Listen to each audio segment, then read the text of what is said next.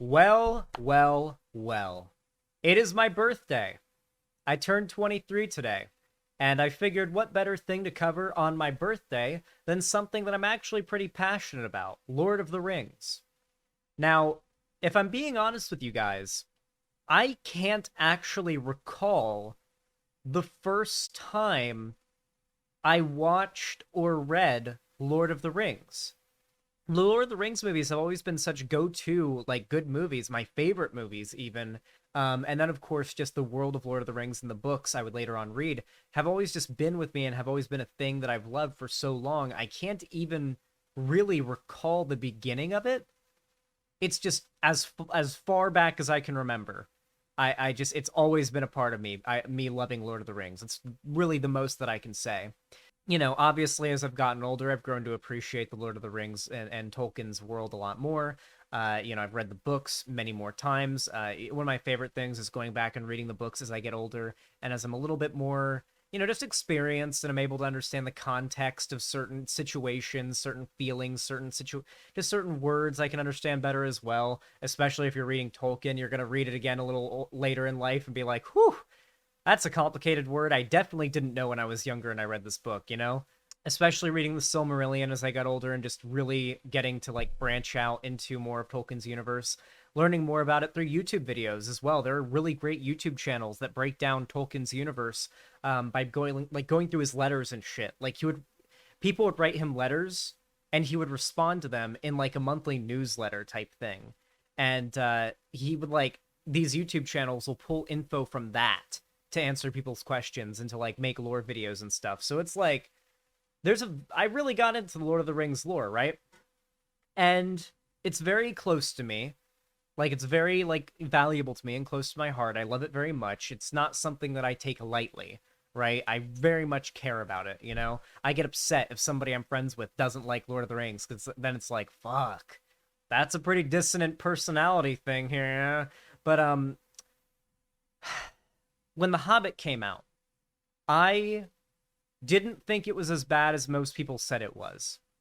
I'd read the Hobbit books many times before I'd ever seen the movies, and I thought that my biggest complaint coming out of it was that it felt like they tried to copy paste as much of the original Lord of the Rings movies as possible and then Hobbit-ify it. Basically build the Hobbit storyline around the basic skeleton of the original three Lord of the Rings movies. It really, really felt like that's what they tried to do. And it was still good, and I enjoyed it. And as a Lord of the Rings fan, it was just good fan service, really, is what it was. It was like if you were really a big fan of like that warm, fuzzy feeling that watching Lord of the Rings gives you, that seeing the Shire gives you, that seeing the travelers exploring Middle Earth and fighting orcs gives you, you will enjoy The Hobbit if that's just what you see it as. Though it is definitely inferior to The Lord of the Rings for a variety of reasons. But I didn't lose my mind over it. It didn't ruin Lord of the Rings for me. It didn't destroy my ability to enjoy Lord of the Rings or any of Tolkien's work. Trust me, both Christopher Tolkien hated the Lord of the Rings movies before he died. His father would not have liked them anymore, okay? If you think that The Hobbit was bad because it ruined Tolkien's vision, I assure you, the Lord of the Rings movies kind of butchered Tolkien's vision a fair amount, okay? Appreciate them as separate entities under the same franchise. You can like one more than the other. That is fine. One existing does not ruin the existence of the other. Like, fuck. I love the Shadow of War games, okay? Shadow of Mordor and Shadow of War. I love those games. And they are explicitly not canon, okay? If you are a Tolkien fan and you're trying to find like adherence to Tolkien's original lore in the Shadow of War games and the Shadow of Mordor games, or the Middle Earth games in general, yeah, you're going to be fucking disappointed, all right? And yet those games are great, and they do a really good job of capturing the tone. And I would argue they represent the best representations of Tolkien orcs we've ever seen. So, with that said, when Amazon announced that they would be making their own Lord of the Rings show, I was skeptical. Very, very skeptical. For one, I don't like Amazon as a company, though I had to admit the recent adaptations they've done have been quite good. The Boys is very good, and Invincible is also very good. These Amazon Prime Video exclusives have been bangers so far, but that does not mean that this will be good. However, while reserving my expectations, I decided I would wait to see the trailers and really, honestly, wait until I actually see the show itself and it's actually come out. When they did release some promotional material that I have to say I liked. I really liked what I saw. In fact, we'll be watching some of the trailers in a moment. I really enjoyed what I saw from the trailers and whatnot of this new show. However, YouTubers, notably conservative and chud nerd, culture YouTubers, jumped on the hate wagon against this. And I honestly don't get why.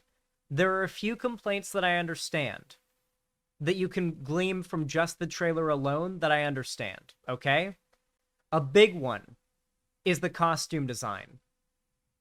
There is some shitty costume design at some points. There's some nitpicks and some things you would never notice unless you pause the screen and pointed it out. But it is one of those things that when you look at the Lord of the Rings movies and you pause it and you compare it to this show, you notice some things, right? A big one is the costume design. There are some characters wearing plate mail armor in which their plate mail, you can tell, is literally just cloth with a plate mail kind of fabric pattern underneath. And it's not the end of the world, but they wore real chainmail on set for Lord of the Rings in the movies, okay? For the original movies, okay? There are things like that you're able to nitpick from the trailer, but primarily what people took issue with was, as always, the inclusion of minorities in the casting for this new story. Now, it's a mix of this is butchering Tolkien's original image and that. The problem is the idea that this is butchering Tolkien's original image is bullshit because the original movies did that and the games that have come out since have done that. There's no reason to complain about this when you didn't complain about any of that. It's very obviously politically motivated attacks against this show over the culture war narrative that it is woke garbage because they made black hobbits and Asian dwarves and Native American Haradrim or something. I don't know. They're fixated on this idea that Tolkien's original vision of Lord of the Rings was a world of all white men. Pretty much all white men and a few white women. And when you start to mix that up, you're doing it to be political. You're doing it to make a political statement. And that's bad. Because left-wing political statements in any media are bad. Because leave it to my comments section to explain that. I'm sure they'll be very, very loud about that in the comments of this video. I really couldn't tell you what it is that they're really, really upset about when it comes to this inclusion. But what I can tell you is that this trailer doesn't look too bad. I have my nitpicks, and I'll go over it. But let's just start by watching this trailer. We'll watch the 2 trailers they've dropped so far, and then we'll go over some of the titles and some of the basic, culture war nonsense over this goddamn show that hasn't even come out yet.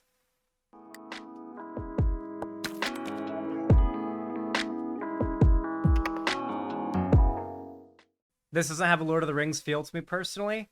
The only complaint that I will give, if you are a diehard Tolkien Lord of the Rings fan, Tolkien Lord of the Rings fan, then you'd be as upset about this, or you ought to be, as you'd be upset about the original Peter Jackson movies. If you're obsessed and love the Peter Jackson movies, then you don't get to use the whole Tolkien's vision thing as an excuse to why this show is apparently the worst thing on earth. And really, my argument at the end of this is this trailer, to me, a literal lifelong Lord of the Rings fan, someone who actually cannot remember a time in which I wasn't a Lord of the Rings fan. I don't have the memory of when I became a Lord of the Rings fan. It just always was, right? Looking back that far, like, the fact that I'm able to watch that trailer and have, like, an optimistic outcome on, like, I'm not saying it's going to be good. I'm not saying it's going to be bad. The trailer looks pretty good. It looks like it's achieved a decent amount of the tone. I know that Amazon's put a lot of money into it. What really gives me the most confidence, more so than this trailer, is Amazon's Prime Video's track record. The exclusive Amazon shows so far have been very, very good, and they've all been adaptations. The Boys was an adaptation, considered better than its original source material.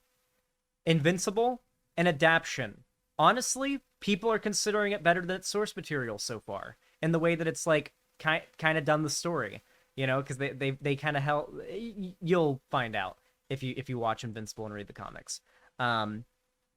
I honestly think there's a good chance that, assuming Amazon is willing to put the money and the work and they've clearly put the money behind it, but if they're willing to put the creative freedom behind it that it needs, I think it might be able to be the next of one of those shows. And I'm just going to give it a chance. I'm going to watch it when it comes out, and I'll be critical of it to an extent, you know, as critical as I was when I watched Lord of the Rings for the first time, or The Hobbit when I watched that. And if I like it, then I'll like it. One thing I will say, though, let's look at these hysteria over all this. Oh, wait, isn't there a whole other trailer, too? Well, I actually don't want to risk getting copyright memed, so we're not gonna push that. But let's look at what happens if you look up Lord of the Rings Amazon on YouTube. You get the trailer, then you get a quartering video from 5 hours ago with 78,000 views that says Amazon's The Lord of the Rings of Power actors just admitted they are erasing Tolkien. Then another trailer, then a Ryan Cannell RK Outpost video with 90k views uploaded 18 hours ago. Lord of the Rings fans troll Amazon after Rings of Power cast admits to destroying Tolkien's world. Then another trailer. Then 2 days ago from Yellow Flash 2, guy I humiliated a while back, Lord of the Rings of Power critics smeared as bigots. Media says Tolkien fans love it. Then the Critical Drinker 12 days ago with 1.5 million views on a show that has not come out yet. The Sad Tale of the Rings of Power. 1.5 million views. These, like, white bro video essayist YouTuber guys that make videos about the sad tale of whatever, or the fallen whatever, are making videos about the show that hasn't even come out yet. Holy shit. Amazon's The Ring of Power is doomed. Tolkien fans victorious ratio because they mass disliked the trailer of a show that hasn't come out yet. The trailer we just watched, they mass disliked, and consider that a massive win. Oh, look, my little hummingbird just landed on the light. How cute. The Lord of the Rings, The Ring of Power, shuts off comments and runs damage control on woke politics. 148k views 2 days ago. Do you guys remember that this exact same thing happened over the Witcher Netflix show? When they first announced the Witcher Netflix show, it was overwhelming tides of hate. Because, if I'm being honest, because of the fact that the trailer featured non-white characters. That was the very first thing. Regardless of what you think about this show, whether you're like one of the people who's skeptical about it or whatever, you have to admit some large amount of the dislike of this show is motivated by conservative figures who are upset about non-white and female and seemingly gender non-conforming characters being included in this when it otherwise was not in the source material, which is part of why they like it. This reminds me of exactly the same hysteria that broke down when they dropped the first images and trailer of the Witcher Netflix show. A show that, at least in the first season, the season that the trailers were being dropped for, ended up being received overwhelmingly positively and is looked at as one of the best video game to TV adaptations out there. And yet, these same conservative types lost their mind over the existence of non-white characters in the images and in the media, assumed it was going to be woke garbage, and then they were wrong. Just like they always do. They always scream, go woke, go broke, and claim that because something has any types of inclusion in it, or God forbid, any type of progressive messaging in it, that it's going to fail, and when it doesn't, you never hear about it again. Nerdotic is notorious for this. Oh, and of course, there is an entire lineup of grifter YouTubers that upload literal multiple videos a day about every single one of these bits of media that has any type of progressive messaging in it, about how it's bad, about how everyone who's making it is a groomer, accuses the people behind this media of being pedophiles sometimes if it's pro-LGBT. The most horrible shit they'll do, and then they'll act like, oh, we're just fighting against the push for politics in our media. What the fuck are you talking about? It's very bizarre. It's very, very bizarre. Yeah, you guys remember back when they were saying, just if you want media to be more progressive, just make your own? Do you remember back when that was what they were saying? Back when it was like BuzzFeed videos talking about why The Witcher 3 isn't progressive enough, and then the reactionaries were saying, well, if you want video games to be more inclusive, then make your own video games. Then they're making their own video games, and they are more inclusive, and now they're melting down over it. What is the constant over everything? What is the thing that is constant in all of these things that these conservative types always get mad about? It always has to do with gay people, minorities. You know what? Scratch that. Any marginalized group, or God forbid, progressive messaging, having any semblance of a presence in the media. They lose their mind over it. Because, well, I'll let you put that together yourself. Should be pretty obvious, though. Anyway, if you enjoyed this segment, please consider leaving a like on the stream. It helps the stream out a lot more than you even realize, whether you're watching it live after it's gone, after I've ended stream, it's just a VOD, or if you're watching the segment after the fact. It helps my channel and the video a lot. And of course, if you want to see more from me, you can subscribe and hit the bell icon, turn on all notifications so YouTube actually tells you when I go live or upload a new video. And of course, if you want to see more from me on the internet, you can follow all of my social medias, especially my Twitter, where all the spiciest memes are, down in the description below. And if you want to support me financially, which you can do if you've got the money for it and don't need it for anything else, always make sure you look out for number one first. Don't go wasting your money on me if you need it for something else or you want it for something else. You can always support me financially by donating, subscribing, or gifting a sub on my website, xanderhall.com/live, or supporting me financially on YouTube, Twitch, Streamlabs, Stream Elements, Patreon, or, well, yeah, that's it. With all that said, thank you so much for watching. I really appreciate it, and have a good one.